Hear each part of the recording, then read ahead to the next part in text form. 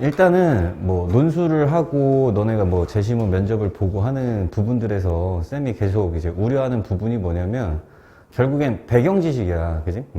근데 배경 지식이라고 하는 부분들이 되게 원론적인 배경 지식들, 뭐 학교에서 배운 어떤 사회문화라든가 생활과 윤리, 윤리와 사상 이런 이제 교과적인 개념의 어떤 배경 지식들도 당연히 이제 필요한데 이게 요즘 이제 논술 추세들이 현실성을 굉장히 또 많이 이제 반영을 하고 재시문도 마찬가지거든. 그러다 보니까 이제 현실적인 어떤 우리 주변의 사건, 사고, 그리고 사회 이슈에 대해서 기본적인 배경 지식과 그리고 아주 간단한 자기만의 견해를 밝힐 수가 있어야 되거든. 그래서 그 견해를 밝히기 위한 이제 논거로서 활용할 수 있는 부분들에 대해서 우리가 공부를 좀 해보고 가자는 얘기야. 그래서 일단은 굵직한 거 위주로 좀 이제 뽑아봤고, 그 다음에 다시 또 최신 이슈 같은 것들이 있으면은 업데이트를 해서 이제 하는 방향, 그런 걸 이제 해줄게. 그 다음에 지금 동영상 수업에서 혹시 김영란법 들었니? 예진이 안 봤어? 저기는, 현욱이는 동영상 봤어? 안 봤어? 연서랑 정원이는? 안 봤어? 왜 안 봐? 업로드 했다고 다 보내니까. 오늘 어차피 여기에 들어있어서 같이 해줄 거야. 알겠지? 같이 해줄 거고. 하기 전에 과제 방향을 명확하게 설명해 줄게. 과제 방향. 알겠지? 자, 그 과제 방향이 뭐냐면, 우리가 견해를 밝힌다라고 얘기를 해. 견해를 밝히시오. 뭐 의견을 말하시오. 뭐 이렇게 이제 된단 말이야. 그지? 견해를 밝힌다. 이 견해를 밝히는 게 뭐냐? 이거부터 이제 구조를 알고 가야 된다는 거야. 견해를 밝히는 거. 예를 들어서 지금 1번에도 써 있어. 사형제 폐지에 대한 견해를 밝히시오. 이렇게 돼 있단 말이야. 그럼 뭐라고 밝힐 거야? 단순하게 직관적으로는 사형제도 폐지가 필요합니다. 아니면 필요하지 않습니다. 왜냐하면 이렇게 갈 거라고. 그지? 근데 그렇게 가는데 그렇게만 하면은 수준이 되게 현저하게 떨어질 수밖에 없어. 그리고 그 부분은 당연히 직관적으로 우리가 마주할 수 있는 부분이기 때문에 너네뿐만 아니라 다른 지원자 애들도 다 알아. 그리고 실제로 거기에서 되게 깊이 들어갈 필요도 없어. 사실 여기에 써 있는 것 중에서도 몇 개 정도만 알고 가면 되냐면 찬성해서 너네가 하고 싶은 거 3개 정도, 반대해서 너네가 하고 싶은 거 3개 정도, 이 3개 정도만 논거를 알고 가면 돼. 그리고 우리나라뿐만 아니라 모든 논리 구조의 탄탄함은 기본적으로 첫째, 둘째, 셋째로 다 마련이 되게끔 되어 있어. 그지? 뭐 똑똑한 사람들하고 똑똑하지 않은 사람들 어떤 부분에서 차이가 생기냐면 제가 생각하는 바는 3가지가 있습니다. 첫째, 둘째, 셋째. 이러면 되게 똑똑하게 보이는 거고, 이거 얘기했다가 저거 얘기했다가 이거 얘기했다가 왔다리 갔다리 하면은 체계성이 부족하니까 별로 똑똑해 보이지 않는 것 뿐이야. 그래서 알고 있는 지식의 총량은 어차피 같다. 너네나 다른 경쟁자나 아니면 다른 애들이나 지식의 총량은 비슷할 것이다. 똑같은 비슷한 수준의 등급을 갖고 비슷한 수준의 학교에 지원을 하기 때문에. 근데 이걸 어떻게 체계적으로 만드냐, 이게 훨씬 더 중요한 거고, 두 번째는 이거를 더 있어 보이게, 더 논리적으로 탄탄하게 하기 위해서 하는 게 바로 입론이라고 하는 거야. 이슈나 사안이 제시가 되면 이 이슈나 사안에 대한 배경을 이제 이야기를 해. 이걸 우리가 뭐라고 하냐면 입론이라고 한다. 입론이라고 하는데 이게 입자가 들어갈 입자가 아니라 세울 입자야, 사실은. 우리가 이제 많이 착각을 해서 이거라고 생각하는데 이게 아니고 이거야. 세우는 거야. 뭘 세우냐면 내가 지금부터 서술해야 하는 논거에 대해서 세우고 들어가자는 거야. 밑바탕을. 이 밑바탕을 세우는 게 결국 입론이 되고, 그건 결국 뭐다? 배경이 만들어주는 거고, 배경뿐만 아니라 플러스 필요한 경우에는 뭐가 들어가야 돼? 정확한 개념, 정확한 용어의 정의. 이게 플러스로 들어가면 기본적인 입론 형성이 완성이 된다는 거야. 이거를 얘기를 하면 되게 똑똑해 보이는 거고, 이거 얘기 안 하면 되게 평범하게 보인다. 그래서 이거 얘기하는 걸 되게 중요하게 생각을 해야 되고, 그 다음에 두 번째, 아주 쉬워. 일단 기본적으로 우리가 마주하는 대부분의 이슈나 사안들은 양립적인 의견들이 대립이 되고 있어. 예를 들면 사형제 폐지 할 거냐 말 거냐, 소년법 폐지 할 거냐 말 거냐, 찬성 반대잖아, 그지? 아니면 어떤 영향이 있어? 그럼 긍정적인 부분과 부정적인 부분, 장점과 단점, 이렇게 이제 다 양립이 될 수밖에 없거든, 보통 일반적으로. 그러면 내가 만약에 찬성을 하고 싶어. 그럼 찬성은 주장만 한다, 주장. 내가 만약에 찬성하고 싶어. 그럼 뭐라고 얘기하면 끝이야? 저는 사형제 폐지에 찬성합니다. 그럼 끝이야.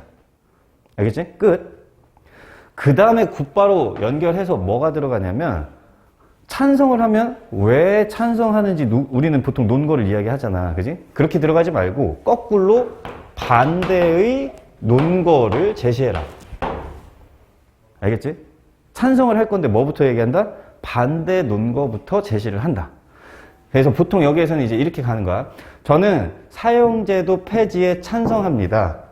일각에서는 이렇게 얘기해. 일각에서는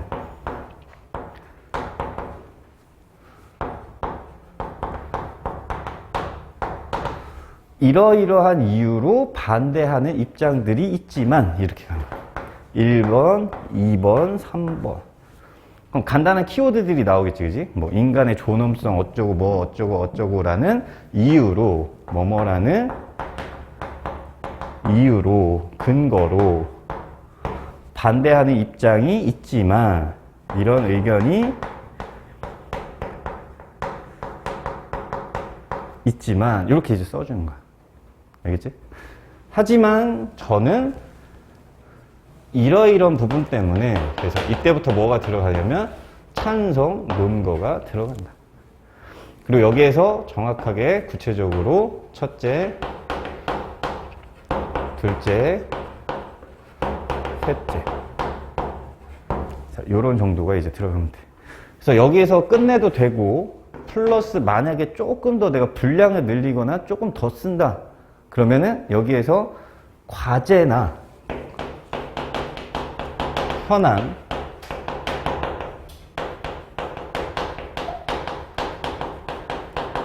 보완점을 제안하고 끝난다.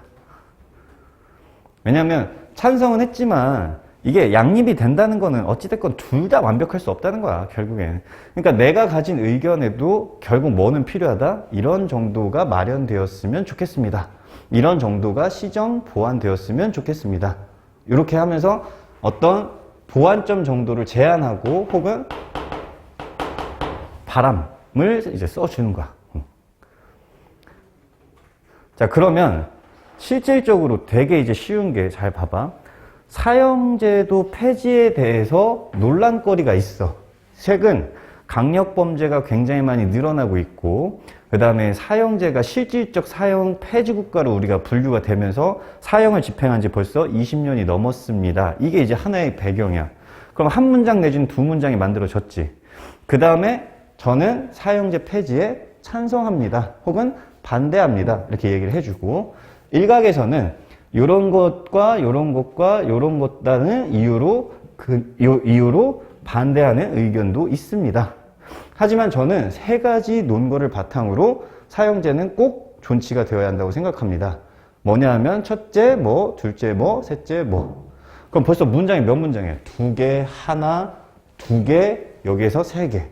그리고 여기에서 마지막 한 문장. 이렇게 들어가면은 벌써 10문장이 넘어버려요. 그지? 그러면 충분히 탄탄하게 내가 만약에 500자를 쓴다 그러면 500자도 쓸 수 있고, 800자를 쓴다 그러면 800자도 쓸 수 있어. 말로 한다 그래도 충분히 1분 혹은 2분의 발표 분량이 쭉 뽑아져서 나온다는 거지, 결국에. 그리고 우리가 오늘부터 공부를 할 건 뭐야? 배경에 대한 이해. 배경은 이해를 해야 돼, 알겠지? 이해. 논거는 어떻게? 키워드 중심의 암기. 키워드 중심의 암기. 알겠지? 그래서 그렇게 해서 우리가 이제 계속해서 배우면 되고, 너네가 이제 볼 때 이런 것들이 이제 논란이 되는 이유 같은 것들을 쌤이 지금 이제 설명을 해주려고 오늘 이제 수업을 하는 거야. 그래서 알겠지? 그렇게 해서 이제 한번 보자. 그래서 우리 쌤은 이거를 보통 이제 이런 스킬이라고 얘기해. 입찬 반찬. 그러니까 내가 찬성을 한다 그럼 입찬 반찬 이렇게 쓰면 되고, 내가 반대를 한다 그럼 어떻게 쓰면 돼? 입반 찬반 이렇게 쓰면 되는 거야. 그래서 입찬 반찬 스킬이다 이렇게 생각을 해주면 돼. 입찬 반찬. 오케이? 일단 사형제 같은 경우 한번 보는데, 어차피 시간이 없기 때문에 읽어볼 거 이제 너네가 다 읽어봐야 돼. 그래서 일단 사형제도는 일단 형법에서 정한 최고 형벌이다. 이런 거고, 최고 형벌. 자, 그 다음에 우리나라 사형제도는 기본적으로 3번을 한번 보면 1페이지 3번. 사형을 포함시키고 있는 게 기본적으로 알고 가자. 뭐가 있냐면 내란죄, 외환 유치죄, 살인죄 등 16종의 이런 이제 사형제가 규정이 되어 있다라고 하는 거고. 하지만 우리나라는 1997년 12월 30일 23명에 대한 사형 집행 이후에 2020년까지 단 한 명의 사형 집행자도 없었어. 그러니까 몇 년 동안 없었던 거야? 23년이나 무려 23년이나 사형을 집행하지 않았어. 그래서 우리나라는 실질적으로 사형을 폐지한 국가다. 실질적 사형 폐지국으로 분류가 되고 있다. 뭐 이런 정도. 자, 그러고 여기에 없는 거 이제 하나 더 다시 한번 얘기하지만 최근 강력범죄가 매우 많이 증가를 하고 있어. 그래서 이런 것 정도는 좀 알고 가자. 강남역 묻지마 살인사건, 강서구 PC바 살인사건. 묻지마 사건이야, 다 강력범죄. 그 다음에 고유정 제주도 살인사건. 고유정 들어봤어? 제주도에서 자기 전 남편을 어떻게 했어? 죽이고서 토막살이 했단 말이야. 심지어 어떤 혐의까지 있냐면 그 전 남편의 아들까지 이제 죽인 그런 이제 혐의를 받고 있고, 지금 이제 판결이 막 나오고 있고, 그 다음에 또 뭐가 있냐면 인천 초등생 살인사건. 이건 나중에 또 어디에서도 배우냐면 소년법에서도 배워. 이때 당시 얘네가 몇 살이었냐면 16세, 18세였거든. 근데 정말 그냥 어떻게 사람을 죽였냐면 놀이터에서 쟤 죽일까? 하고 잡아와서 실제로 죽였어.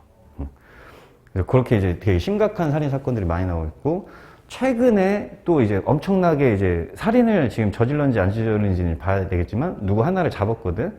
근데 거기에 이제 일기장에 뭐라고 써있냐면 나는 사람을 죽이고 싶다. 적어도 200명은 죽일 것이다. 그 일기장을 지금 발견했어. 이제 오늘 나온 뉴스야. 그런 이제 살인 사건들이 굉장히 많고, 이런 살인 사건들이 증가함에 따라 국민청원 게시판에도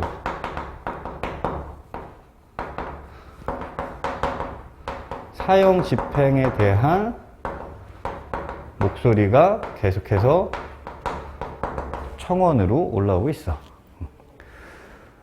국민청원 게시판을 꼭 좀 알아줘. 알겠지? 국민청원 게시판, 그리고 오늘이라도 한번 꼭 들어가서 봐. 국민청원 게시판이 뭐야? 이제 문재인 대통령, 문재인 정부에 들어서서 국민들의 어떤 그런 목소리에 귀를 기울이겠다. 그래서 청원이 몇만이 넘으면, 20만의 동의가 넘으면 국가에서, 정부에서, 정부적 차원에서 공식적인 해결 방안이라든가 입장을 이제 표명을 해주겠다라고 하는 부분이거든. 그래서 사형제 집행도 굉장히 이제 20만이 넘었던 건수가 되게 많아. 그래서 그런 부분에서 사형 집행에 대한 국민들의 요구가 많이 지금 합치가 되고 있다는 거지. 자, 그런 측면에서 배경을 한 번 더 설정을 해주는 거야. 나 이만큼 알고 있어요. 이렇게 이제 보여주는 거지. 이만큼 알고 있어요. 자, 그다음 찬성. 헷갈리지 말아야 될 게 있어. 문제가 보통 어떻게 나오냐면 사형제 찬성반대 이렇게 나오기도 하고 사형제 폐지 찬성반대 이렇게 나오기도 해. 그러면 머릿속으로 딱 먼저 잡고 가야 돼. 사형제를 찬성한다는 사형하자 말자? 하자. 사형제 폐지 찬성은 사형을 하지 말자. 이렇게 가는 거야. 그지?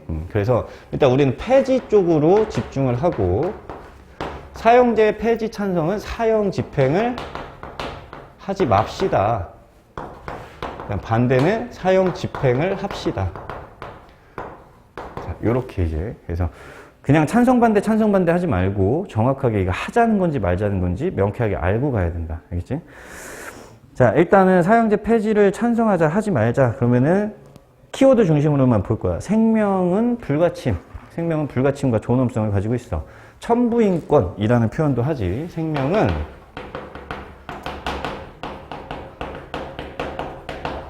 천부인권. 생을 선택할 수 없다면, 우리 출산은 나오는 건 선택했어, 못해? 선택해, 못해? 선택할 수 없어, 그지? 이건 그냥 자연이란 말이야. 그래서 뭐도 선택할 수 없다, 사도 선택할 수 없다. 즉, 인위적으로 우리가 이걸 만들 수가 없다는 것이 결국에는. 자, 그 다음 형벌 목적. 형벌의 목적은 두 가지가 있다. 응보와 예방. 그리고 거기에서 조금 더 하자면 교화. 응보는 뭐야? 보복이야. 네가 저질렀으니까 너도 그만큼 고통받아. 이거고. 예방은 우리도 마찬가지야. 쌤 이러면 안 되고. 살면서 저 새끼 죽이고 싶다 이런 생각을 하다가도, 그지? 하다가도 내가 못하는 이유는 뭐야? 잡히면 처벌받으니까, 사형당할 수 있으니까, 그지? 처벌을 받기 때문에 안 하는 거야. 도둑질, 저거 훔치고 싶잖아, 그지? 훔치고 싶지만 안 훔치는 이유는 근본적으로 윤리성도 있겠지만 법이라는 게 있기 때문에, 그지? 근데 법은 예방도 있어. 그리고 세 번째 뭐야? 교화를 해서 내보낸다. 그러니까 징역을 살겠지만 징역을 살면서 1년, 2년, 3년 살면서 어떻게? 교화를 시켜주는 거지. 근데 사형을 시켜버리면 교화 목적이라는 게 어떻게 되겠어? 교화 목적을 달성하기 어렵단 말이야, 그지? 그래서 요거를 달성할 수가 없다라고 하는 거. 그 다음에 범죄 예방 효과가 없다라고 하는 것들. 왜 그러냐면 얘네들 다 봐봐. 이 새끼 전부 다 뭐야? 또라이. 다 또라이야. 얘네들이 사람 죽이기 전에 딱 죽이려고 했다가 아이씨 사형제가 있지 우리나라는. 그러면서 칼 내려놓겠어? 아니야, 또라이야 이미. 그래서 어차피 사형제도만으로 그걸 가지고 범죄를 예방하는 거는 효과를 달성하기 어렵다. 그 다음에 오판 가능성이라고 하는 게 생기지. 오판 가능성. 실제로 우리가 재심을 통해서 무죄 판결이 나왔던 사례들이 있냐는 거야. 그지? 있지, 실제로. 그지? 가장 대표적인 것 중에 하나가 뭐냐면, 영화 재심에서, 영화 제목이 재심이야. 영화 재심에서도 다뤘던 사건 중에 하나가 뭐냐면, 약촌 오거리 살인사건이야.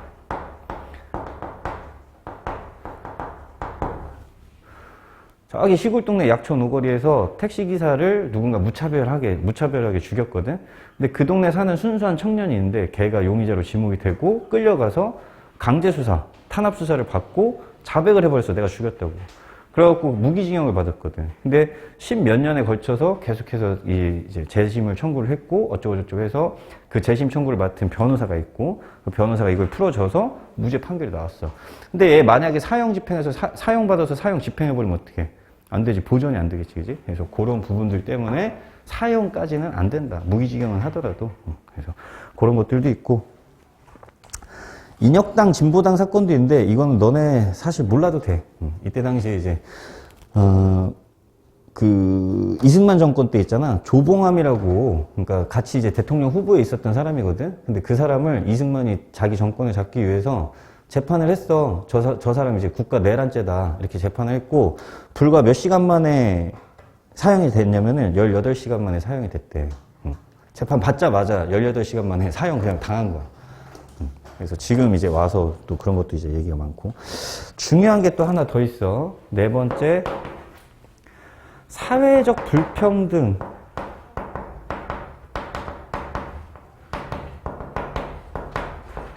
심화시켜. 사회적 불평등을 심화시킨다는 게 무슨 얘기냐면, 범죄를 저지르는 범죄자들의 표본을 이제 우리가 조사를 해봤더니 어떻게 되냐면, 부유하고 잘 배우고 잘 컸어. 그런 사람들이 범죄를 많이 저지르기보다 어때? 불우하고 잘 못 크고 뭔가 환경이 안 좋은 그런 사람들이 범죄 이제 발생 확률이 높거든. 근데 그렇게 되면은 결국에는 이렇게 이미 격차가 벌어져 있는데 이 사람들이 범죄를 저질러서 이 사람들을 다 사형을 시켜버리면 어때? 이 불평등이 계속해서 더 심화되고 가속화될 수밖에 없다는 거야. 그래서 사형 집행을 하면 안 되고. 7번째, 범죄인 인도조약에 위배가 된대. 범죄인 인도조약은 뭐냐면, 이제 대부분의 세계적인 국가가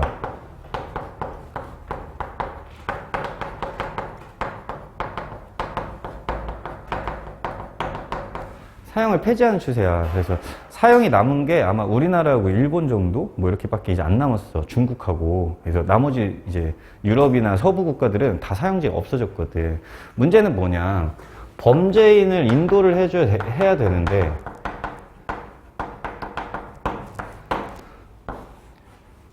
우리나라에서 범죄를 저질렀어. 사형에 해당할 만한 짓을 저지르고 어디를 가냐면 영국을 가. 근데 영국에서 체포가 됐어. 잡혔어.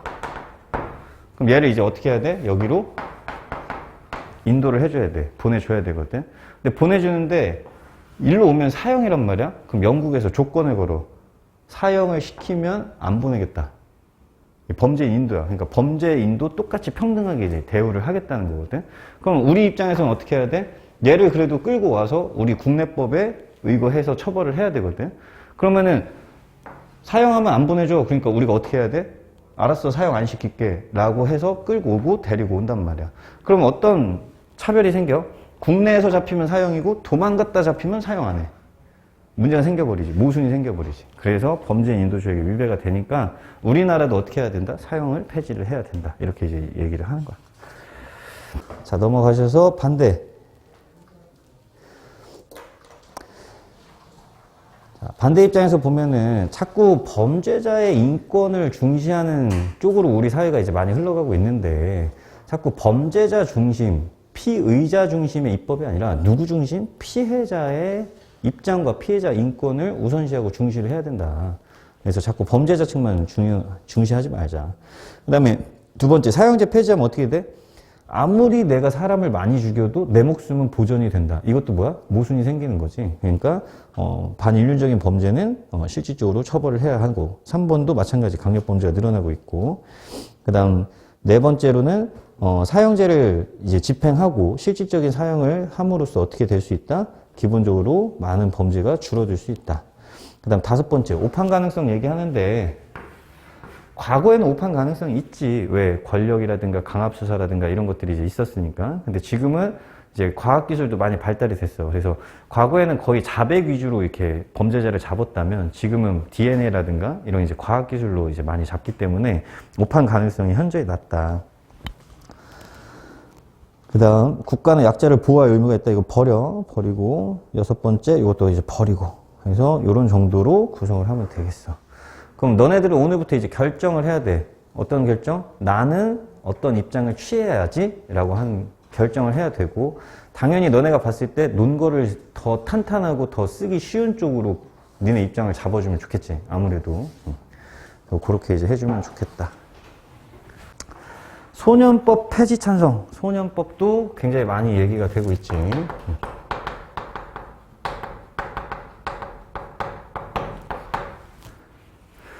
특히 소년법에서 이제 문제가 될 수 있는 부분은 표를 한번 봐, 표.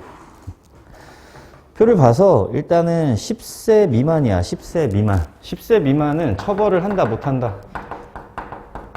10세 미만은 아예 처벌을 아예 할 수가 없어. 아예. 근데 10세에서 14세 이걸 뭐라고 그래?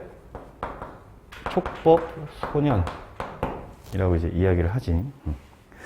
촉법 소년이라고 얘기해서 일단은 뭐를 적용하냐면 형법을 적용하지 못하고 소년법을 적용을 해야 돼. 그 다음 14세에서 18세 이거는 이제 범죄소년이라고 얘기를 한다. 소년법을 우선 적용하지만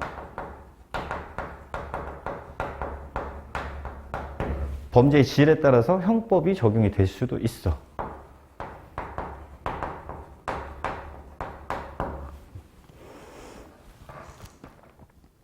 그 다음 19세 이상은 성인으로서 그냥 형법이 적용이 되지. 문제는 뭐냐면 얘네는 아예 형법이 적용 안 되니까 얘네가 이제 문제거든. 그러니까 강력범죄 저지르면 얘네는 사형도 시킬 수 있어, 실질적으로. 근데 이 촉법소년 같은 경우 그리고 또 이제 범죄소년 여기까지 얘네들 같은 경우에 소년법이 우선 적용이 되다 보니까 얘네는 교도소를 안 가. 그럼 어디를 가지? 소년원을 가. 소년원은 전과가 될까 안 될까? 전과가 안 돼. 실제로 뭐라고 또 기록이 되냐면 학교로 기록이 돼, 학교. 그래서 왜 우리 이제 우리나라 조폭영화 보면 학교 간다고 그러잖아. 그게 여기서 나온 거야. 학교 간다고. 교도소 가는 걸 이제 학교 간다고 하거든. 자, 그래서 얘네들인데, 기본적으로 일단은 특히 이 미성년자 같은 경우에는 뭐가 안 된다? 사형이 안 되고, 부정기형이 안 된다. 부정기형은 뭐냐면 무기징역이 안 된다는 거야. 그래서 최대 때려도 20년밖에 못 때려. 그래서 인천 초등생 살인사건 문제가 여기에 이제 적용이 됐었어. 16세, 18세. 그래서 실질적으로 형법을 적용을 하긴 했지만, 기본적으로 뭐를 못한 거야? 사형을 못한 거야. 사형을 못했어. 그래서 그런 식으로 이제 좀 보면 되겠고, 폐지 논란이 된 배경들이 굵직한 사건이 있는데, 이 정도를 좀 한번 보는데, 국민청원 게시판에 20만이 돌파했던 청원들이 소년법 관련해서 7건이나 있대. 2017년에 제일 크게 이제 있었던 사건 중에 하나가 부산 여중생 폭행 사건, 그 다음에 2017년 강릉 폭행 사건, 2017년 인천 초등생 살인 사건. 그래서 2017년도에 좀 많은 사건들이 있었어. 이런 사건들이 이제 굉장히 화두가 됐었고, 이전에도 사실 미성년자들의 어떤 집단 범죄 중에 하나가 이제 밀양 집단 이제 성폭행 사건 뭐 이런 것도 이제 있었지. 그런 이제 어떤 청소년들의 반일륜 범죄가 많이 늘어나고 있다. 일단 소년법 폐지를 찬성한다. 소년법을 없애자. 소년법 없애면 좋은 거야, 나쁜 거야? 소년들한테 좋아, 안 좋아? 안 좋은 거야, 그지? 소년법을 폐지하면 뭐 하자는 거야? 강화시키자는 거야. 소년법 폐지해서 강화시키자, 이 얘기거든. 자, 왜 그래? 청소년들이 일단 범죄를 저질렀는데 그 처벌이 안 되니까 범죄를 또 저지를 가능성이 높아. 부산 여중생 폭행 사건도 사실은 1차 피해가 아니라 2차 피해였어. 그 다음에 체계적이고 굉장히 잔혹해졌어. 소년범들이 굉장히 뭐 이제 인터넷에 어떤 그런 이제 뭐랄까 폭력적인 영상이라든가 아니면 범죄 수단이라든가 이런 것들을 이제 배워서 굉장히 잔혹해지고 있다. 그 다음 네 번째, 악용 가능성이 있다. 실제 이제 악용을 하는 이제 친구들이 굉장히 많이 생기지. 특히 만 13세, 중학교 1학년, 2학년 학생들. 드라마에서도 봤을 거야. 자기들이 뻑치기 하고, 뻑치기면 강도거든. 강도를 저지르고, 처벌하세요. 저 어차피 소년법 적용돼서 처벌 안 받아요. 어차피 소년원 가면 그만이죠, 뭐. 소년원도 최대한 오래 가봐야 몇 년 가냐? 최대한 많이 가봐야 2년밖에 안 가. 최대한 많이 가도. 그냥 2년 갔다 오죠, 뭐. 그리고 그 소년원 갔다 온 걸 얘네들은 뭐라고 생각해? 훈장이라고 생각해, 훈장이라고. 그러니까 그런 측면에서 굉장히 이제 악용을 할 가능성이 있고. 그 다음에 시대적으로 변화했다는 건 소년들의 성장률이 굉장히 빠르다는 거야. 그러니까 소년법을 우리가 만든 취지가 뭐냐면은 기본적으로 신체적, 정신적 성숙도가 떨어지기 때문에 보호를 해야 된다고 보는 건데 요새 애들은 신체적, 정신적 성숙도가 굉장히 많이 높다는 거지. 그러니까 그런 측면에서 소년법을 폐지해야 한다. 그 다음에 7번이 사실은 가장 중요한데 피해자 인권을 보호한다 이렇게 이제 얘기를 하거든. 근데 피해자 인권 보호라고 하지 말고 이 입법이 피해자 중심의 입법이 있고 그 다음에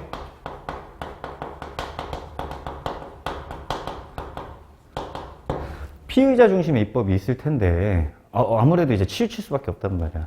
근데 소년법은 누구 중심의 입법이야? 지극히 피의자 중심의 입법이야. 왜? 범죄를 저지른 애가 몇 살이냐 이것만 따지는 거잖아. 그지? 근데 우리가 범죄의 피해를 한번 생각을 해봐봐. 이거를 고려하지 않았어. 그래서 용어 자체를 이렇게 써. 소년법은 지극히 피의자 중심 입법이다. 아니면 거꾸로 피해자를 고려하지 못한 입법이다. 피해자를 고려하지 못한 입법. 왜 그래? 잘 봐봐. 야, 성인이 칼로 찌르면 겁나 아프고 14세 미만이 칼로 찌르면 덜 아파? 아니지, 그지? 똑같아. 14세 미만이 찌르면 안 죽어? 아니야, 죽어. 14세 미만이 찌르면 덜 슬퍼? 아니라니까. 결국 범죄는 누구의 입장에서 봐야 되냐? 어떤 피해가 나왔느냐? 범죄의 결과로서 봐야 되거든. 그지? 근데 전혀 피해자는 고려하지 않았어. 그리고 더더군다나 거의 대부분의 소년범죄의 객체, 즉 대상도 결국 누구지? 소년이야. 그럼 걔네는 보호 안 해줄 거냐고. 그지? 그러니까 그런 측면에서 소년법 폐지해야 된다. 범죄는 결과 중심으로 봐야 된다. 살인죄가 뭐야? 사람을 살해한 결과잖아, 그지? 사람이 사망한 결과에 의해서 살인죄가 형성이 되는 거거든? 근데 그거를 왜 소년이라는 측면에서 감경을 해줘야 되냐는 거지, 결국에. 그지? 그런 게 이제 가장 중요한 문제가 될 수 있다라고 하는 거. 반대는 범죄의 원인은 청소년의 잘못도 있지만 결국 이 청소년들이 문제를 일으키는 가장 근원적인 원인이 어디에서 나와? 청소년 자체가 아니라 사회, 가정, 학교 여러 문제가 이제 복합적으로 적용이 돼. 그러니까 얘네들은 교화의 대상이지 뭐가 아니야? 처벌의 대상이 아니라는 거야. 그 다음에 청소년들을 성인들하고 똑같이 교도소로 보낸다고 해도 실효성이 없어. 그리고 더 오히려 문제가 생겨. 어떤 문제가 생기지? 애들이 교도소에 가서 배우지, 범죄를. 범죄를 배우겠지. 그 다음에 민주주의나 법치주의에 위반된다라는 말이 있는데 이거는 뭐냐면 이건 좀 어려운 표현인데 이해를 좀 해주자. 예를 들어서 미성년자에게 성인과 동등한 권리를 줘 안 줘?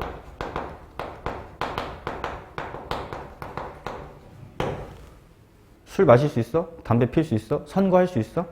못하지, 그지? 돈 벌 수 있어? 안 되잖아.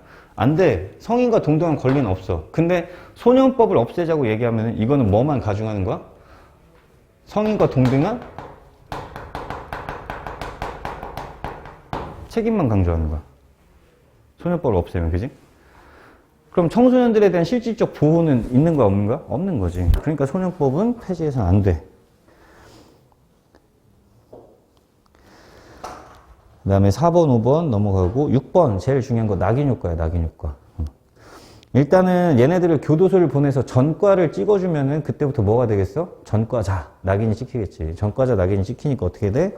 실질적으로 앞으로 인생, 야, 이 인생이 엿된 거 그냥 앞으로 더 찍으면서 살지 뭐 이렇게 하면서 어떻게? 더 범죄를 더 많이 저지르게 될 거라는 거야. 그래서 막 전과 막 8번 막 이런 애들 있잖아. 그런 애들이 이제 다 초반에 교화가 됐으면 참 좋았을 애들인데 교화가 되지 못하니까 계속해서 그렇게 범죄를 저지르는 거거든.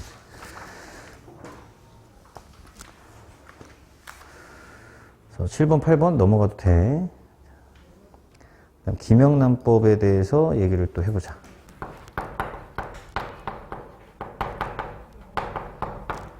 김영란법 같은 경우가 나오면은 이때는 꼭 짚어줘야 될 게 두 가지가 있어. 첫 번째, 정식 명칭을 꼭 알고 있어라.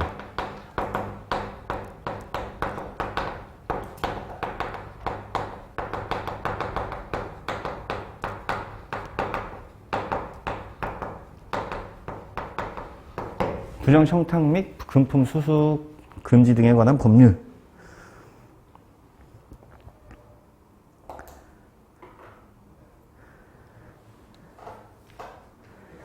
김영란은 일단은 대법관 출신이야. 여성 최초의 대법관 출신이고, 김영란이 이제 요새 이제 법적으로 굉장히 이제 또 유명한데, 일단 이제 이 김영란법은 어떤 부분을 또 참고를 해야 되냐면, 그냥 김영란법이 중요한 게 아니야. 그러니까 어찌됐건 우리나라는 원래 청탁을 해도 안 되고 금품 수수를 해도 안 돼. 그래서 원래는 형법에 뇌물죄가 있어. 원래 형법에 뇌물죄 있어. 그지? 들어봤지? 그리고 참고로 왜 계속 법 얘기만 나오냐? 어쩔 수 없다. 사회는 규칙에 의해 돌아가고 있는데 그 규칙이 법이기 때문에 거의 대부분의 사회 이슈는 다 법이 들어갈 수밖에 없어. 원래는 형법에 뇌물죄가 있어. 그래서 지금 그 4번에 보면 형법 129조 뇌물죄가 있지. 거기에 뭐가 써있냐면 공무원 또는 중재인이 직무에 관하여 뇌물을 소수하고 요구한 때 이거야. 자, 그래서 첫 번째 이 뇌물죄의 대상이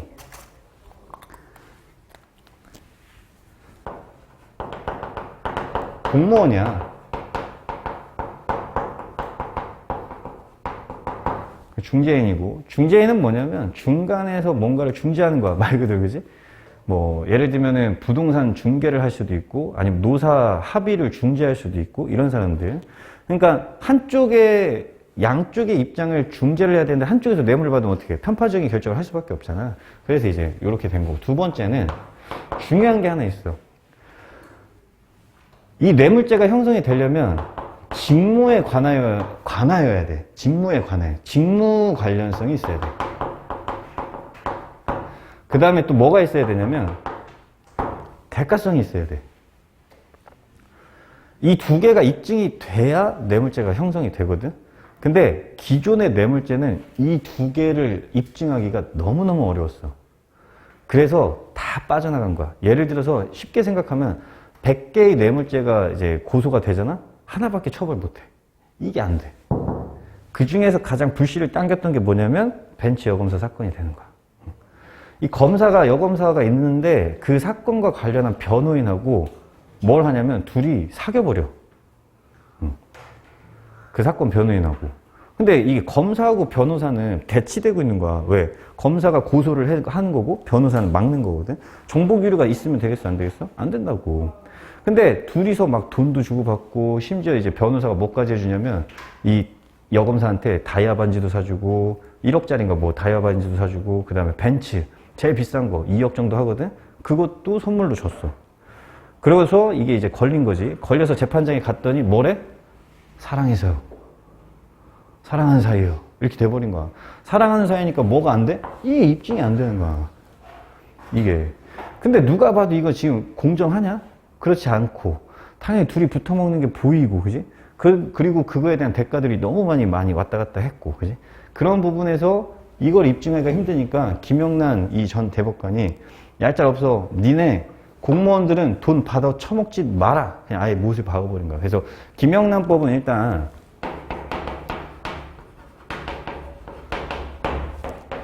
대상을 확대를 해. 공무원만 그러지 말고. 공무원만 그러니까 이제 어떻게 되냐면 공립학교 교직원은 공무원이거든? 그럼 그 사람들은 뇌물 받으면 안 돼. 근데 누구는 다 받아? 사립학교 교직원은 다 받고 있어. 근데 똑같은 역할과 똑같은 업무를 하고 있잖아. 그래서 안 돼. 공직자. 공직자는 공무원뿐만 아니라 뭐까지? 공기업, 공사, 공단까지 다 포함시키는 거야. 공기업, 공사, 공단까지. 그 다음에 언론인, 언론사, 언론인. 그리고 사립학교 교직원.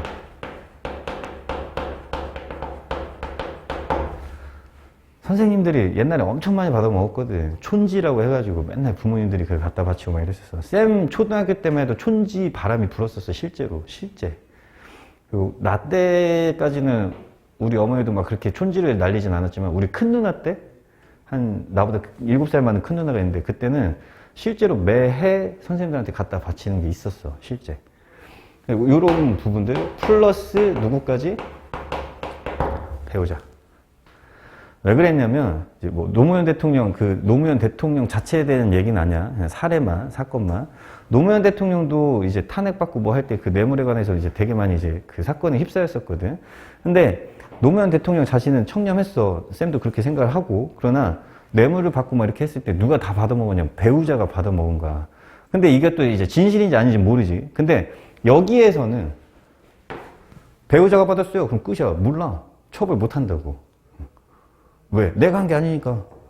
근데 배우자는 사실 뭐야? 일심동체잖아. 사실은. 그지? 배우자가 받아서 그 돈, 그리고 너 어디다 썼겠어? 당연히 남편 밥 먹는데 썼겠지. 그러니까 누구까지 다 포함시키자? 배우자까지 다 포함시켜버리자. 이렇게 된 거고. 직무 관련성, 대가성 입증한다, 안 한다? 얄짤없어. 필요 없어. 그래서 딴 거 필요 없이 1회 100만 원 초과. 금품이 왔다 갔다 하면 그냥 김영란법으로 처벌하겠다. 그냥 1회에 100만 원 초과니까 사람들이 또 머리를 쓰지. 어떻게? 매일 99만씩 갖다 줄 거 아니야. 그지? 말도 안 되지. 그래서 1년 300만 원 초과. 는 전부 다 처벌. 그 다음에 그 유명한 이제 3호가 생기기 시작하는 거야. 식사 얼마? 3만 원. 선물 5만 원. 경조사 5만 원. 제한을 둔 거고. 예외적으로 농수축산식품은 10만 원까지 가능해. 왜? 갈비가 5만 원짜리가 없거든. 굴비 5만 원짜리가 한 2마리, 3마리면 굴비가 5만 원이거든. 그러니까 이게 왜 그러냐면 그러면 이제 굴비 파는 사람들이 판매량이 엄청 저조해지는 거야. 그래서 이렇게 한 거고. 경조사는 화환이 10만 원이야. 화환이. 그래서 화환은 10만 원. 근데 돈으로 줄 때는 5만 원만. 이렇게 이제 막아 놓은 거야. 그래서 김영란법이 막 시행되고서 있잖아. 정부 청사 앞에 식당들에 손님들이 안 가기 시작하는 거야. 그래서 그 앞에서도 이제 김영란 마케팅이라고 그래갖고 김영란 밥상 이런 거 이제 팔기 시작했어. 29,900원. 29,900원이야. 김영란 밥상. 소주 맥주 무제한 이렇게 해가지고.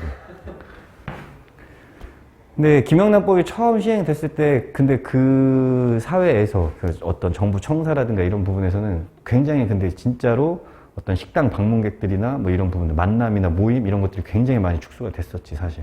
그래서 이제 좀 영향력이 많이 있었는데 지금은 아예 자리를 잡았어. 근데 웃긴 건 전에 쌤이 공통 면접 수업할 때 그랬지만 나는 대학교에서 왜 김영란법을 물어보는지 모르겠거든. 도대체가.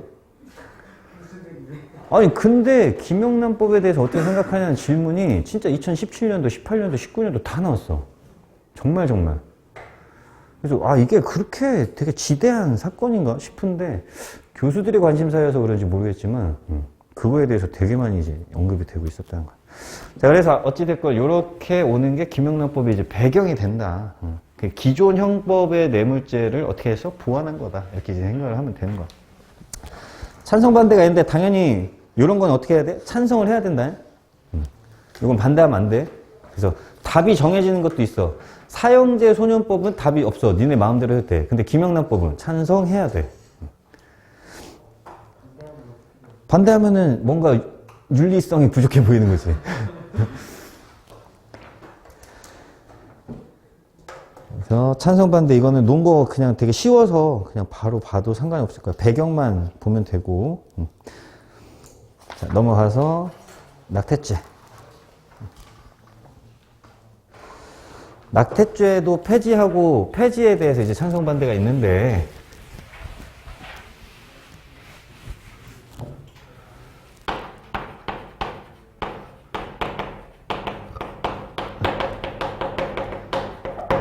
낙태죄 폐지 찬성 그러면은 좋은 거야 나쁜 거야? 직관적으로 낙태죄를 처벌을 하자는 거야 말자는 거야? 처벌하지 말자, 낙태 허용하자 이 얘기지, 그지? 허용 이렇게 써야 돼. 허용. 반대는 낙태 금지 이렇게 좀 쉽게 그래서 자기가 직관적으로 알 수 있게끔 정해놓고 들어가야 된다는 거야, 알겠지?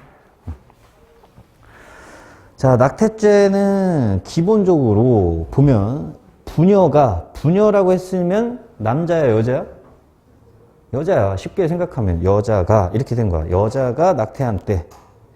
2번 부녀의 촉탁, 여자의 촉탁, 그지? 3번 역시 마찬가지. 뭐 부녀를 상해에 이르게 한 때, 사망에 이르게 한 때, 뭐 이렇게 된단 말이야, 그지? 자, 여기에서 문제가 하나 생겨. 어떤 문제? 왜 낙태죄 처벌은 여자만 받지? 임신은 여자 혼자 하나? 아니잖아, 그지? 그런 부분에서 굉장히 이제 어떤 문제가 있었던 거고. 그 다음에 예외적 허용이 있어. 2번 모자보건법을 잠깐 보면 모자보건법 보면 14조에 일단 첫 번째 뭐가 있냐면 우생학적 또는 유정학적인 질환이 있는 경우 낙태할 수 있어. 2번 전염성 질환이 있는 경우 낙태할 수 있어. 3번 강간 또는 중간간에 의해서 임신된 경우 낙태할 수 있어. 4번 혈족 인척간에 임신된 경우 낙태할 수 있어. 5번 모체의 건강을 심각하게 해치고 있어. 예를 들면 뭐 교통사고가 났다든지 등등등등. 그런 경우에 이제 모자보건법에서 이제 허용을 해줬어. 그럼에도 불구하고 이런 이제 사유가 있음에도 불구하고 과연 낙태죄가 있어야 되냐 막 논란이 있었는데 결국 2019년 헌법 불합치 결정을 받으면서 낙태죄는 폐지가 됐지, 그지? 이거는 일단 근거를 좀 잘 봐야 돼. 일단 찬성을 하자라고 하는 거. 낙태를 허용을 시켜주자. 왜? 미혼모 증가하고 그 부담은 미혼모가 고스란히 가져갈 수밖에 없거든, 그지? 그 다음에 두 번째, 낙태를 하는 이유가 뭐 때문에? 애를 키우려면 돈이 있어야 되는데 사회적, 경제적 지원이 없잖아. 너무 힘들잖아, 경제적으로. 그 다음이 세 번째, 혹은 첫 번째로 나와야 돼. 뭐를 가장 존중을 받아야 되냐면 여성의 자기 결정권.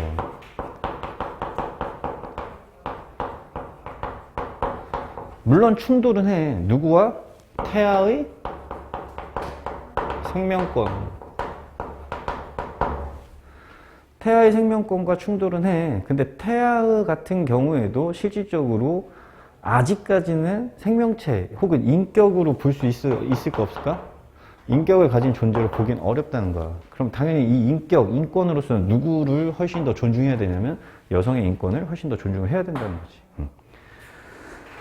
그 다음에 낙태죄로 인해서 오히려 이게 우리나라가 참 웃긴 게 낙태죄가 있어서 낙태를 금지했으면은 낙태를 안 해야 되는데 오히려 음성적 시술이 굉장히 많이 발달이 되고 또 이로 인해서 어떻게? 이로 인해서 오히려 여성의 건강권이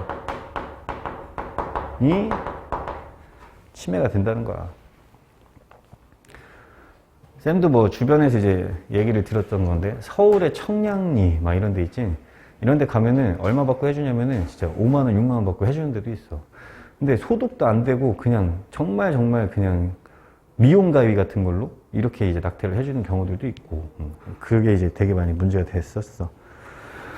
그 다음에 5번째 영아유기 살해 사건 이런 것들이 있고 6번째 피임하면 낙태 안 해도 된다는데 피임만으로 낙태가 예방되진 않지 당연히.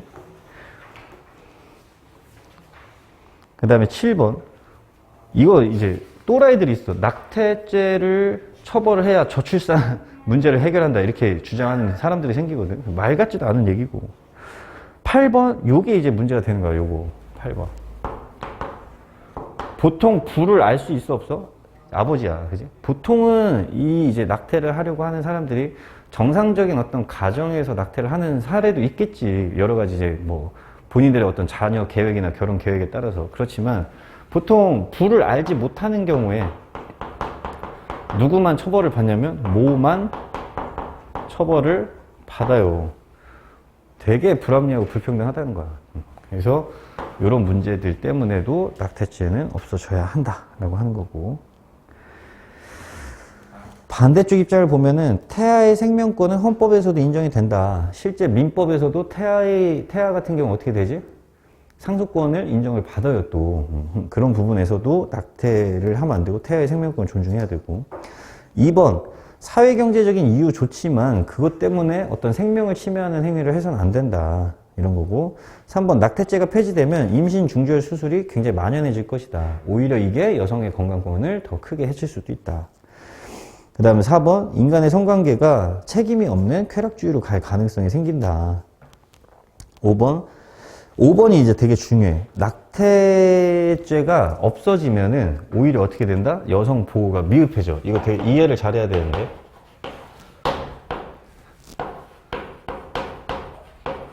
낙태죄가 이제 죄가 아닌 게 돼버렸어. 그럼 이제 어떻게 되냐면 여성의 보호가 미흡해지는데 드라마 같은 거 보면 알아. 드라마 같은 거 이제 그 막장 드라마 한번 생각해 봐봐.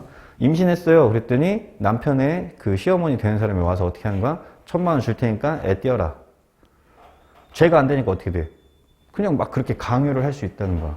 오히려. 근데 만약에 낙태죄가 있으면은 애 떼어라 이렇게 못해. 경찰에 신고해도 되는 거야. 왜? 낙태죄를 교사하는 거기 때문에, 그지?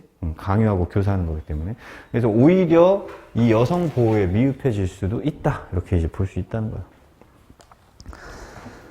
그 다음에 6번. 어차피 낙태하고 싶다면 모자보건법에 되게 구체적으로 잘 되어 있어. 모자보건 아까 봤지만, 그지? 그런 측면에서 충분히 허용 규정이 있으니까 낙태죄는 여전히 있어야 된다.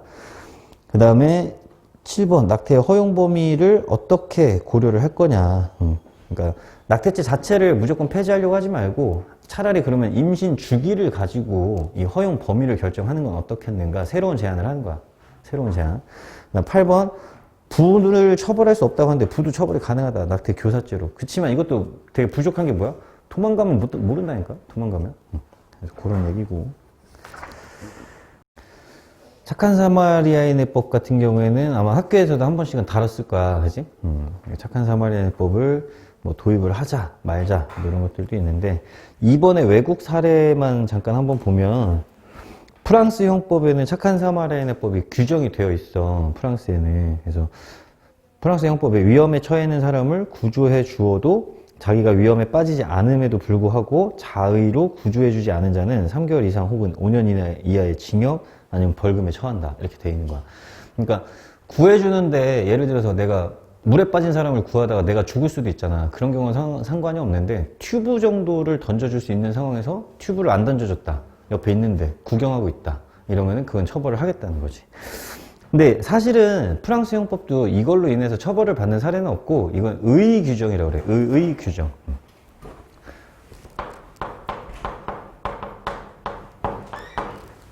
의의 규정은 뭐냐면 그냥 의의만 갖는 거야. 이걸 실제로 적용하는 사례가 나오거나 그러진 않고 의의만 두는 거야.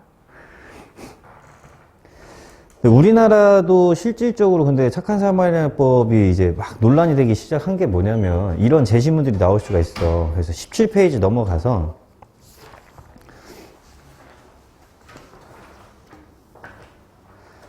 실제 우리나라에 어떤 사례가 있었냐면 심정지가 왔어. 택시기사 택시를 타고 이제 공항을 갔는데 심정지가 온 거야. 근데 비행기 시간이 다 된 거지. 그랬더니 어떻게 했냐면 골프백만 꺼내갖고 가버렸어 실제. 알면서도. 그런 이제 사건이 있었거든.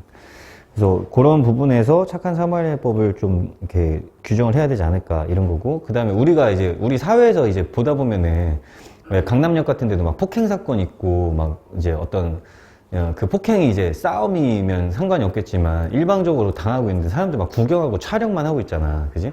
그런 측면에서도 착한 사마리아인법 좀 도입이 필요하지 않겠냐 이런 얘기거든. 그래서 그런 부분인데 일단은 뭐 찬성하는 것 같은 경우에는 뭐 이런 논거들이 있지만 반대하는 경우에 이제 이 생각을 해야 돼. 착한 사마리아인법을 반대하는 가장 큰 근거는 뭐냐면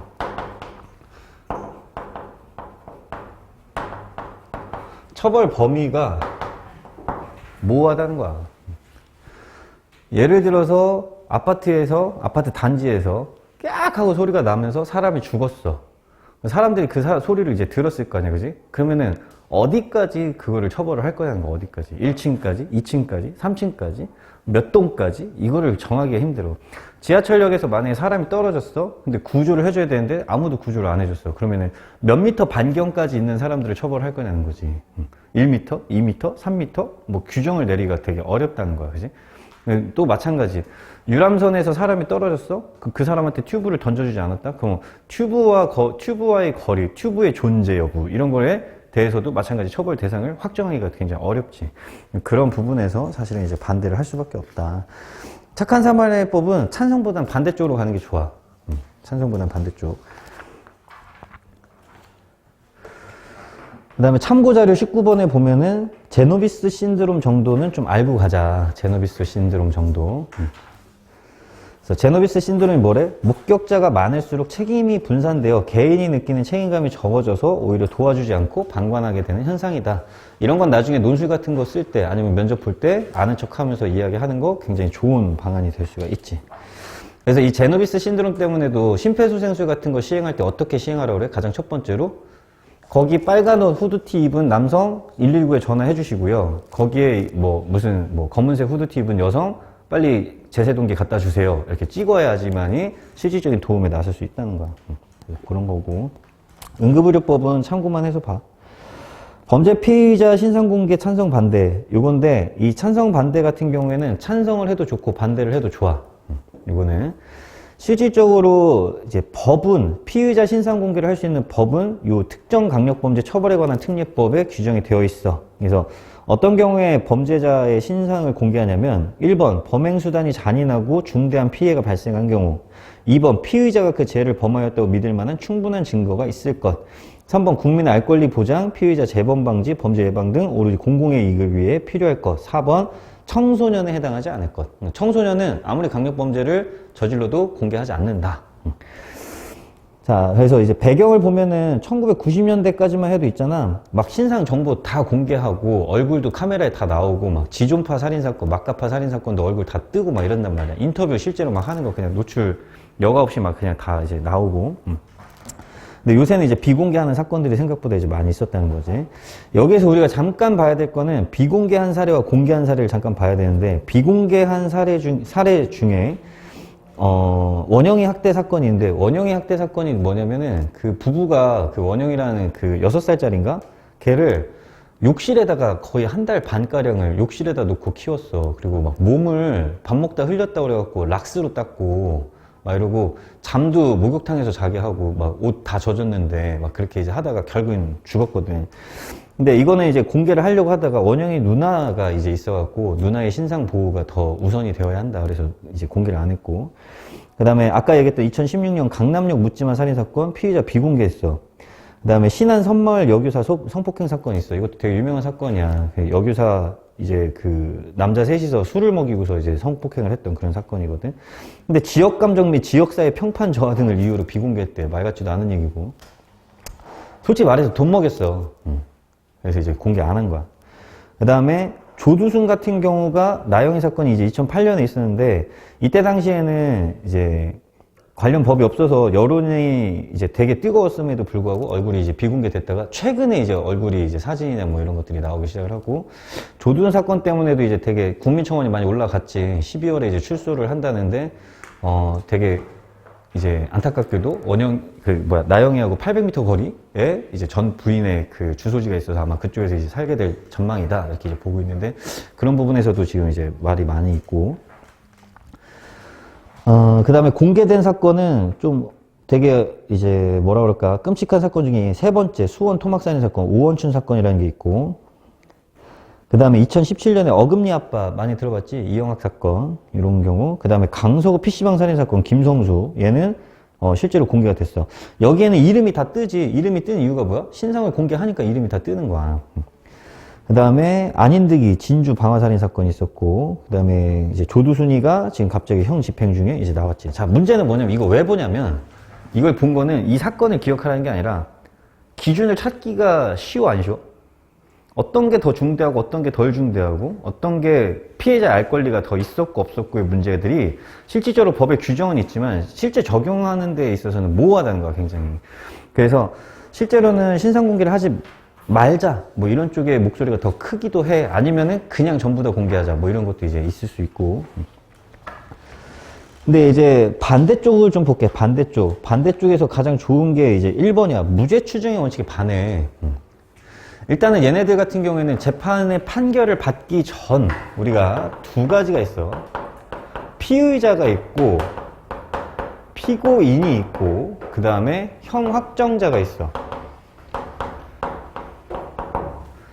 피의자는 뭐지? 범죄의 혐의를 가지고 수사 중인 단계가 이제 피의자, 그지? 피고인은 이 혐의와 수사를 바탕으로 해서 어떻게 된 거야? 고소, 고발을 당해서 재판에 들어간 자. 여기까지도 사실은 뭐야? 피의자, 피고인까지도 아직 형이 확정된 게 아니야, 그지? 근데 얘네들 단계에서 만약에 이렇게 신상을 공개한다 그러면은 원래 모든 범죄자들은 무죄 추정의 원칙이 적용이 되거든. 일단 형이 확정되기 전까지는. 근데 공개를 했다는 건 뭐야? 범죄자를 보겠다는 거지. 그럼 당연히 무죄 추정 원칙에 반한단 말이야. 이거는 사실 되게 커. 그래서 어떻게 보면 그래서 무죄 추정의 원칙에 반한다. 그 다음에 일사부재리 원칙에 반한다는 얘기가 있는데 이거는 쓰지 마. 이건 되게 위험해. 왜냐하면 신상을 공개하는 거는 행정처분이야. 일사부재리는 어떤 부분에서 적용이 되는 거지? 이런 건 좀 알고 가야 돼. 형벌이 확정이 돼서 집행이 됐는데 그 후에 또다시 같은 범죄에 대해서 형벌을 내리면 돼? 안 돼? 처벌하면 안 된다. 동일 범죄에 대해서.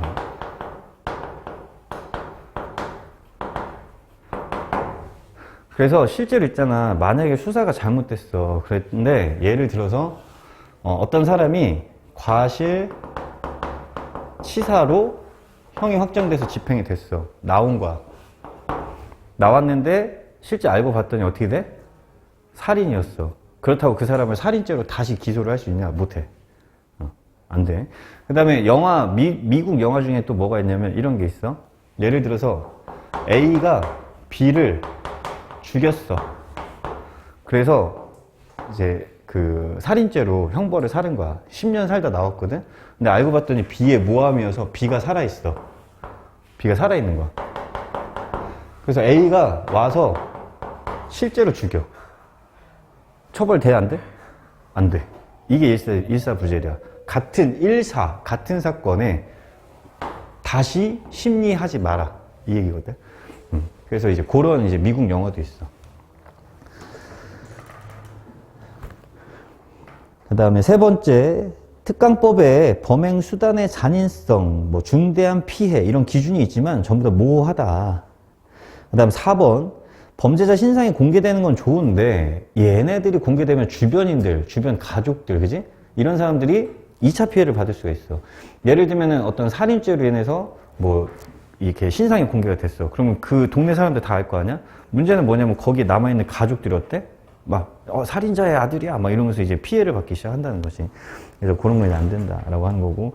5번, 수사가 잘못됐거나 아니면 무죄가 선고되는 경우가 있겠지, 실질적으로. 아니면 뭐 정당방위가 될 수도 있는 거고, 그지?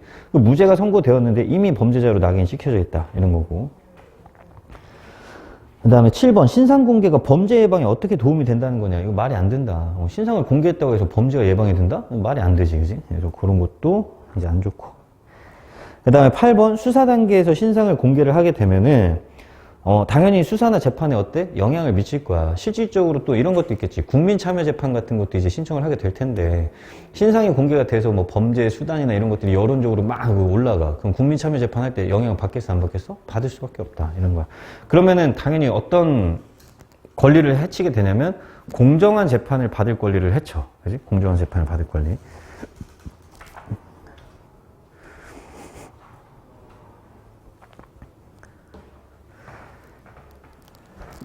존엄사 넘어가서, 존엄사는 이런 거를 좀 해줘야 돼. 뭐냐면 너네 안락사라는 표현 쓰지, 그지?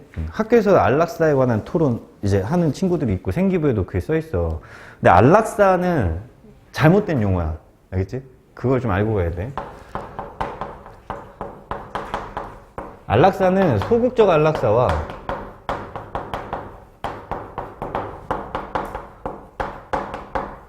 적극적 안락사, 이렇게 두 가지로 나뉘어.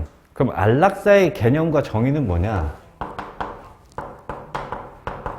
인위적으로 죽음의 시기를 앞당기는 행위를 우리는 안락사라고 해. 그럼 소극적이고 적극적인 건 뭐냐면, 적극적인 것 같은 경우에는 나 너무 고통스러워, 모르핀을 이빠이 놔줘, 그래서 나 그냥 죽어버릴게, 이거랑. 아니면 전쟁 같은 상황에서 어때? 막 팔다리가 잘렸어, 폭탄 맞아갖고 너무 힘들어, 너무 죽겠어, 살 가망성도 없어. 그러니까 어떻게? 나를 명예롭게 순탄하게 가게 해줘, 총으로 빵 쏴주는 거. 이런 이제 적극적인 행위들을 통해서 죽음의 시기를 앞당기는 거지. 이거는 전부 다 살인죄야. 이거는 전부 다 살인죄. 근데 소극적 안락사는 뭐냐?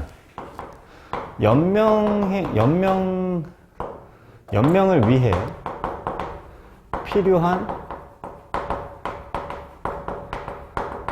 의료 수단과 처치가 있는데 그거를 중단하는 거야. 그러니까 행위를 하는 게 아니고 행위를 안 함으로써, 그지? 그러니까 소극적인 거야. 안 함으로써 이제 죽음의 시기를 앞당기는 거지. 예를 들면은 뭐 이제 보통 이제 암 말기 환자들이 이 연명을 위해서는 뭐 산소호흡기도 붙여야 되고 어떤 강심제나 뭐 이런 것도 맞아야 되고 뭐 혈액순환 보조제라든가 이런 거 계속 투여를 받아야 되거든. 근데 그거를 이제 중단을 하면 뭐 거의 몇 시간 안 돼서 이제 돌아가시는 거지. 그런 걸 이제 소극적 안락사라고 해. 그러면 여기서 얘기하는 존엄사는 뭐냐? 이걸 우리가 존엄사라고 부르는 거다. 그래서 안락사라고 하는 문제를 내는 학교도 있어. 심지어 대학교. 되게 멍청한 학교야. 실제로. 이게 되게 특별한 내용 같잖아. 이거 특별한 내용이 아니라 그냥 이거는 진짜 고등학교 수준의 교과서에도 나오는 내용이야, 실제. 자, 이 안락사 존엄사와 관련해서는 두 가지 사건을 기억을 해줘야 돼. 1997년 보라매 병원 사건. 두 번째, 2008년 김할머니 사건. 1997년 사건은 뭐냐면 남편이 맨날 술 먹고 막 폭행을 해. 막 주치 폭행을 이제 하는데 살기가 되게 힘들어, 가난하고. 그랬다가 술 먹고 들어오다 넘어졌고 뇌진탕에 딱 걸렸어요. 그래서 중환자실에 들어갔는데 살 가망성이 없어. 치료비는 계속 나와. 그래서 엄마하고 아들이 그만 해주세요. 이제 이렇게 된 거야. 그래서 병원에서는 알았습니다 하고, 어차피 살 가망성이 많이 없고 그러다 보니까 뭐 치료비도 안 내겠대. 엄마가 떼기자가 쓴 거야. 치료비 니네가 낼 거냐, 나 못 낸다. 그래서 의사하고 인턴하고 둘이 이제 병원 그 응급차에 실어가지고 산소호흡기를 대고서 이제 집에 가서 집에 도착하자마자 산소호흡기를 떼고 돌아오지. 그러고서 10분 안에 이제 사망을 해. 근데 의사가 뭐가 됐냐면 살인죄가 됐어. 의사 살인죄, 엄마는 살인 교사죄, 이렇게 된 거야, 실제. 그러니까 이제 이때부터 어떻게 병원들이 발칵 뒤집어진 거야. 산소호흡기 떼주세요. 치료가 없어. 안 됩니다. 보라매병원 사건 때문에 의사가 처벌받았는데, 의사가. 안 됩니다.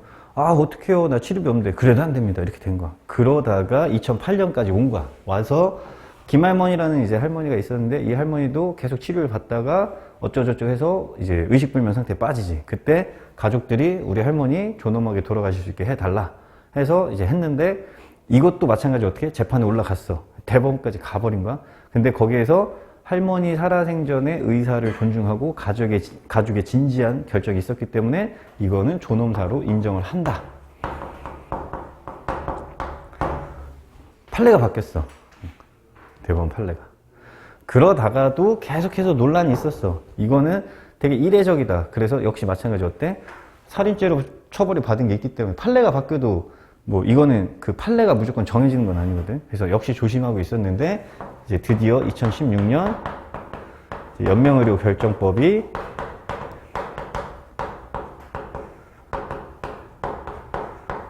제정이 된 거지. 그래서 2018년 2월 4일부터 시행에 들어갔다. 이렇게 이제 된 거야. 그럼 한마디로 무슨 얘기야? 이제 법으로 존엄사를 인정해 주겠다. 이 얘기야. 법으로.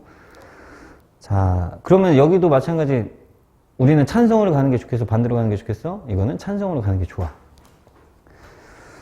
자, 찬성 쪽 보면은 인간의 생명에 대한 권리도 존중받아야 돼. 하지만 반대로 품위 있게 죽을 권리도 존중받아야 돼. 왜? 생과 사는 하나야. 생과 사를 반대로 보면 안 되고, 인간의 생이 있으면 사가 있어. 살아있는 권리도 존중을 받는다면 이 사의 시기에서 내가 존엄하게 죽을 권리도 역시 마찬가지 나의 인간으로서의 기본적인 행복 추구권에 해당이 된다는 거지. 인격권과. 그래서 존중을 받아야 한다. 이렇게 보는 거고. 그 다음에 환자 가족에게 정신적, 신체적 고통과 경제적 부담을 줄 수가 있다. 뭐 이런 거. 그 다음 반대는 생명 첨부 인권이다. 그 다음에 악용 가능성 있겠지. 뭐 보험금이라든가 뭐 이런 걸 노리니까 보험금, 상속 문제 뭐 이런 것들 악용 가능성이 있다. 그 다음에 세 번째, 연명치료 중단 결정에 대한 확신을 어떻게 가질 수 있겠냐는 거야. 그럼 뭐 노인들이 계약서를 써놓는다고 쳐. 예를 들어서 나는 이러이런 시기에 치료를 중단하겠습니다. 지금 연명의료 결정법이 그렇게 생겼어. 실제 노인들이 어떤 시기에 내가 이러이런 치료를 받게 되고 어떻게 되면은 진지한 상황에서 치료를 중단하겠습니다 하고 자기가 서명하는 거야. 연명의료 결정법 자체가. 근데 문제는 이런 거 있지. 사람이라는 게 지금은 내가 80세, 90세 먹어서 할 일이 없으니까 다 사는 것 같아. 그래서 거기다 사인을 했는데 막상 죽으려고 하니까 아쉬움이 생길 수도 있고 하루라도 더 살고 싶은 인간의 기본적 욕구가 있을 수도 있잖아. 뜻이 바뀔 수도 있다고. 그런 측면에서 그냥 그것만 보고 결정하면 된다, 안 된다? 안 된다는 거지. 그래서 그런 부분이 있고. 그 다음 환자의 존엄성과 환자 의사의 어떤 의식, 이런 것들을 우리가 더 봐야 한다라고 하는 거고. 근데 실제로 존엄사법 시행이 되고 3만 명 넘게 웰다잉을 택했대. 실제 노인들이. 근데 그런 거 있어. 실제 이제 좀 건강하게, 좀 사신 노인분들은 실제로 뭐 하냐면 마지막에 그런 거 준비를 해. 영정사진도 찍고, 진짜로. 영정사진도 찍고, 수의도 직접 고르고, 그 다음에 친구들하고 관광 가. 무슨 관광 가냐면 내가 묻힐 때 친구들하고 같이. 그래갖고 그런 거 이제 웰다잉이라고 하거든. 실제로. 근데 노인들 입장도 어떻게 보면 그런 부분을 또 인정을 해주고 존중을 해줘야 될 부분도 있는 거야, 분명히. 그지? 그래서 그런 것도 있고. 그래서 실제 있잖아. 양로원에 가면 그 장의사라고 하지. 양로원에 가면은 장의사들이 와서 영업을 해. 영업을 해서 수의 같은 거 있잖아. 그런 것도 막 할머니들한테 돈 뜯어 먹어. 그래서 이거는 이제 금으로 자수를 놓은 수의야. 얼마씩 하냐면은 그런 수의가 보통 막 2천만 원에서 5천만 원씩 해. 근데 할머니들한테 꼬시는 거야. 아, 죽을 때 가지고 갈 거냐. 좋은 옷 입고 가야 좋은 데 가신다. 꼬시는 거거든. 실제로 이제 그런 걸 되게 악용하는 사람들도 생겨. 자, 15번 양심적 병역 거부 찬성 반대인데 지금 이게 또 판례가 나왔지. 양심적 병역 거부를 우리나라 인정을 안 했었어요. 그지? 안 했었는데 이제 판결이 69년부터 계속 있었어. 그러다가 2018년 어떻게 됐어? 대법원의 전원 합의체의 판결을 통해서 종교 양심적 사유를 정당한 병역 거부 사유로 인정한 판례가 이제 나온 거지, 결국에. 그래서 양심적 병역 거부가 이제 우리나라에서 인정이 되고 있다라고 하는 거. 근데 솔직히 양심적 병역 거부는 판례가 나왔지만 반대해도 돼. 반대. 찬성은 개인의 양심의 자유를 침해한다고 하고, 그 다음에 대체복무제를 도입해서 해결할 수 있다고도 하고, 뭐 국가안보에 지장을 주지 않는다, 뭐 이런 얘기를 이제 하고 있는데, 반대 보면 이 양심이라는 걸 판단할 수 있는 기준이 없어, 그지?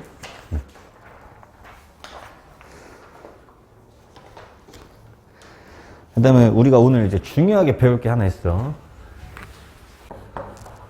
헌법상 이제 뭐 기본권이라고 하는 것들이 있죠. 행복추구권, 뭐 거주 이전의 자유, 뭐 이런 것들 있잖아. 출판의 자유, 언론의 자유, 뭐 이런 것들이 이제 다 기본권에 이제 해당이 되는데, 이 개인의 기본권은 실질적으로 다른 개인의 기본권과 혹은 국가의 어떤 권리와 뭐가 가능하냐면 충돌이 생기는 경우들이 있어. 그지?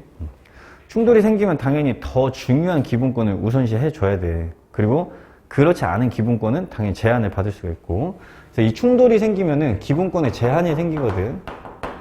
근데 이 제한의 근거가 일반적으로 헌법에 규정이 되어 있다. 그래서 요거는 좀 우리가 꼭 기억을 좀 해줘야 되는데, 나중에 이거 논술에서 쓸 수 있으면 되게 좋은 이제 평가를 받을까. 헌법 37조 2항.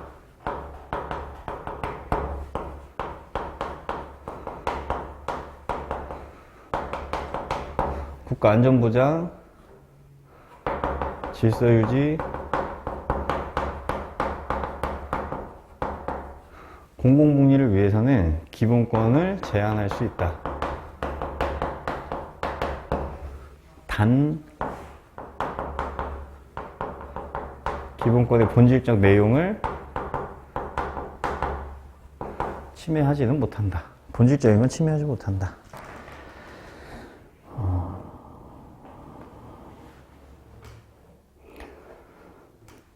그래서 거기 이제 2번에도 써 있는 거야. 헌법 37조. 국민의 모든 자유와 권리는 국가안전보장 질서유지 또는 공공복리를 위하여 필요한 경우에 하나여 법률로서 제한할 수 있으며, 제한하는 경우에도 자유와 권리의 본질적인 내용을 침해할 수 없다. 그러면 여기에서 양심적 병역 거부 같은 양심의 자유라고 하는 기본권이 있지만 제한이 되겠지. 뭘로? 군대 국가안전보장, 그지? 이걸로 제한이 가능하다는 거야. 그 다음 세 번째, 양심적 병역 거부자 처벌이 이거는 되지만 본질적 내용을 침해한다는 거야. 그렇지만 그렇게 주장한다 하더라도 집총 거부가 양심의 자유의 본질적인 내용이라고 보기는 어렵다는 거지. 총 잡는 게 양심의 본질적인 내용이냐 이거야. 그지? 그거는 아니다. 그 다음에 병역 기피 수단으로 악용이 되겠지. 당연히 다 그러면은 너도 나도 당연히 저 여호와 증인이에요 막 이러고서 다 안 갈 거 아니야. 그럼 어떻게 할 거야? 그 다음에 형평성이 어긋날 수 있고, 대체복무제가 나오긴 하는데 대체복무제에 이제 한계가 생긴다 이건데, 양심적 병역 거부가 어찌됐건 이제 인정이 됐어. 이제 인정이 돼서 대체복무제를 이제 만들어야 되는데, 글쎄 지금 문재인 정부에서 대체복무제에 대해서 당연히 고민을 하겠다고 발표는 했거든. 발표는 했는데 실질적으로 그 대체복무제가 지금 과연 제대로 되는지는 아직 뭐 국회의원들이 맨날 놀고 있으니까 그런 부분에서 아직까지 만들어지지 않았어. 되게 웃긴 건 뭐냐면은 되게 좀 세상이 이상하게 가. 대체복무를 하려면 보통 의경, 그 다음에 의무 소방, 그 다음에 교도관, 뭐 이런 부분들을 우리가 대체복무를 시키거든. 사회복무요원, 뭐 이렇게.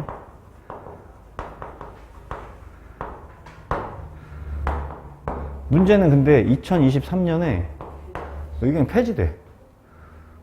그럼 어떻게 하겠다는 거야? 이거 폐지되면? 그럼 나중에 뭐도 폐지되겠어? 이 의무소방도 폐지되겠지. 그럼 도대체 뭘로 대체복무를 시키겠다는 거야? 도대체가, 그지? 그런 부분들이 지금 빨리 논의가 돼야 되는데 안 되고 있고. 그 다음에 주 52시간 근로제.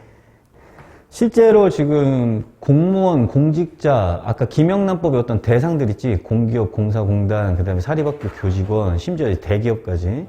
지금 되게 자리를 많이 잡았어. 주 52시간 근로제를 실제로 되게 이제 잘, 준수를 하고 있는 편이야. 그리고 그럴 수밖에 없는 게 지금 2020년 그 시행 같은 거 보면 300인 이상 대기업은 2018년이고 50에서 300인 중소기업 같은 경우는 2020년부터 벌써 시행이 들어갔고 그 다음에 50인 미만의 소기업도 21년부터는 실질적으로 52시간 근로제를 해야 돼. 그런 부분인데 52시간 근로를 하면서 어떻게 보면 이제 일과 가정의 어떤 양립을 이제 추구할 수 있고 우리나라가 사실 이제 막 그 옛날부터 우리 박정희 때부터 잘 살아보세요 막 하면서 굉장히 이제 그 노동에 대한 그런 강도들이 굉장히 많이 높았어. 그리고 또 실제로 이제 삼성이나 대기업 같은 데도 야근이 어마어마하거든, 실제. 쌤도 2008년도? 나도 회사에서 생활을 했었어, 2008년도에. 쌤 대학교 교직원 했었거든. 시내 직장이라고 불리는 대학교 교직원에서 했었는데, 시내 직장이니까 되게 편할 것 같잖아. 막 방학 때 쉬고, 그 다음에 월급 많이 받고, 막 나도 그렇게 알고 들어갔어, 나도. 그렇게 알고 들어갔는데, 정말 4시간 자고 일을 했어. 4시간 자고. 그만뒀잖아, 지금 결국 그만뒀잖아. 그만둔 가장 첫 번째 이유가 너무 힘들어서요, 실제. 너무 힘들어서. 그 당시에 2008년이면은 지금부터 12년 전이잖아. 2008년도에 월급을 제일 많이 받는 데가 어디였냐면 250만원. 신한은행. 이었거든? 근데 쌤이 이때 교직원 하면서 얼마 받았냐면 본봉만 318만원 받았어. 거기다가 추가 수당이 되게 잘 나와. 추가 수당이 엄청 잘 나오는데 TF라고 해서 태스크포스 팀이 따로 있거든? 일을 하나 더 해. 그러니까 그 직책이 하나 더 주어지는 거야. 이걸 해가지고 150을 더 받았어. 돈 쓸 시간이 없는 거야. 2달 일했더니 1000만 원이야. 4달 일했더니 2천만 원이야. 통장에. 남들은 2년 적금 벌어서 2천만 원 적금을 타고 했었거든? 난 4달 일했더니 남들 적금 부는 돈이 막 나오는 거야. 행복했지. 근데 돈을 많이 버는 게 무조건 또 행복은 아니더라고. 너무너무 힘들었어. 서울에서 8시 반에 출근해서 8시에 끝난다? 어디에 가냐면 일산을 가. 일산에 10시에 도착해. 밥 먹고 일해. 2시까지. 6시에 일어나서 다시 서울로 오는 거야. 이 생활을 계속했어, 진짜. 그래갖고 막, 그때는 진짜 무슨 생각까지 했었냐면, 진짜 건강하지 못한 생각. 그러니까 죽고 싶다는 아니고, 사고 났으면 좋겠다. 그런 생각까지 하면서 출근하고 그랬었어. 그리고 막, 졸음운전 하는데도, 씨발, 사고 나라, 그냥. 이러면서 졸음운전 하면서 막 일을 했었거든. 되게 건강하지 못한 생각이야, 사실. 행복하지 않았지. 결론적으로는 막 여러 가지 사건들이 꼬이고 터지고 해서 이제 그만뒀는데, 그만둔 게 더 행복해, 사실. 그러니까 돈만 보고 살 수는 없고. 아무튼 이런 사람들 때문에 52시간 근로제를 시행해야 한다. 이제 하면서 이렇게 이제 나온 거지. 자, 찬성 반대인데, 이게 찬성을 하는 입장들도 당연히 있지요. 그지? 인간다운 삶을 보장하고, 여유 있는 삶을 통해서 뭐 가족 생활도 돌보고, 문화 생활도 즐기고 뭐 이제 하는데, 이제 반대 입장을 한번 봐봐. 오히려 52시간 근로제를 이게 만들어 놓으면, 실질적으로 정규직 뽑아서 월급 똑같이 주는데 52시간만 일한다? 그러면 당연히 정규직 안 뽑고 뭘 많이 뽑겠어? 알바, 비정규직이 더 많이 뽑겠지. 비정규직만 양산할 뿐이다. 그 다음에 또 하나는 근로자 입장에서는 일을 많이 해서 퍼포먼스를 내고 그 다음에 그 일한 대가를 추가 수당으로 받음으로써 근로 임금 수준을 높이는데 52시간 일하면 어느 회사에서 임금을 많이 주겠어. 적당히 주고 말겠지. 그지? 임금 수준이 떨어질 거야. 그 다음에 퇴직금도 감소를 할 수밖에 없어. 그지? 그 다음에 더 문제가 되는 건 뭐냐면 근로 52시간을 해놓는 게 뭐 때문에 그런 거지? 그러니까